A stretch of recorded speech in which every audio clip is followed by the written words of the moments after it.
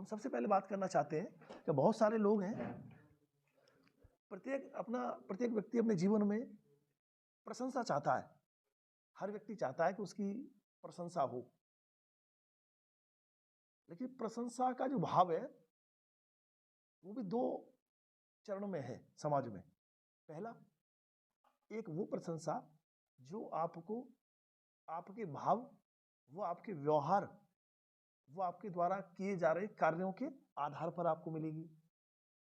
और एक वो प्रशंसा जो सिर्फ और सिर्फ आपको या आपके विचारों को न देखते हुए सिर्फ व्यक्तित्व, पर्सनल, अपने व्यक्तित्व के लिए कोई व्यक्ति अपना भला चाहता है तो वो आपको प्रशंसा में तौलेगा। लेकिन एक्चुअली प्रशंसा में व्यक्ति समझ नहीं पाता कि सामने वाला हमारी प्रशंसा किस व्याप पे कर रहा है, यानी किस मतलब के लिए कर रहा है।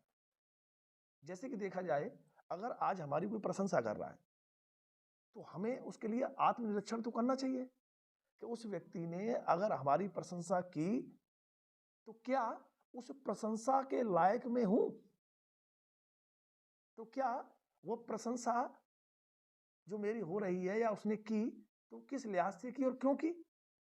अगर इस पर हम जब एक प्रकाश डालेंगे या इस पर सोचना स्टार्ट करेंगे तो सही और गलत में यह सुनिश्चित हम कर पाएंगे कि क्या हम सही मार्ग पे जा रहे हैं। जैसे कि आपने देखा होगा, बहुत सारे लोग आपसे आकर के आपके बारे में बोल जाते हैं कि अरे ये तो यार तुमने बहुत अच्छा किया, ये तुम कर सकते हो, तुम्हारे अलावा कोई नहीं कर सकता। बहुत सारी प्रशंसा तरह तरह की होती है, तो हमें सोचना चाहिए कि क्या जितना प्रशंसा मेरी की गई वो उस लायक में हूं। तो क्या एनालिसिस जब आप करेंगे तो आपको पता चलेगा कि आपके साथ यदि धोखा किया गया है, आपके साथ धोखा हुआ है, या आपको चढ़ाने की कोशिश हो रही है, या वास्तविकता में आपके लिए कोई सही बोल रहा है, इसमें आप सही सुनिश्चित कर पाएंगे। मैं देख रहा हूं कि हमारे भारत में जो युवा है, और युवा में भी दो प्रकार के युवा हैं। एक तो वो युवा जो पढ़ा लिखा है, जो बाहरी दुनिया को देख चुका है, घूम चुका है, और एक वो युवा जो मानसिक स्थिति पर उसका बाहर के दुनिया में वो भी जा नहीं पाया और विकास भी नहीं हो पाया, वो अपने एक ही पर्टिकुलर जोन में बसा है। जैसे कि अधिकतर लोग ग्रामीण जो लोग होते हैं, उनकी प्रशंसा आप करिए, वो इस चरण को समझ नहीं पाते। आप किसी भी ग्रामीण, प्रत्येक व्यक्ति की बात तो हम नहीं कर रहे हैं, हम तो ये पर्सनल एक सुझाव रख रहे हैं कि कभी भी अगर आपकी प्रशंसा होती है तो आप इस बात पर जरूर सुनिश्चित करें, एनालिसिस करें कि सामने वाला हमें चढ़ाने का काम कर रहा है, जो लोकल लैंग्वेज में लोग बात करते हैं, या वास्तविकता हम उसके लिए हैं, उस लायक हैं।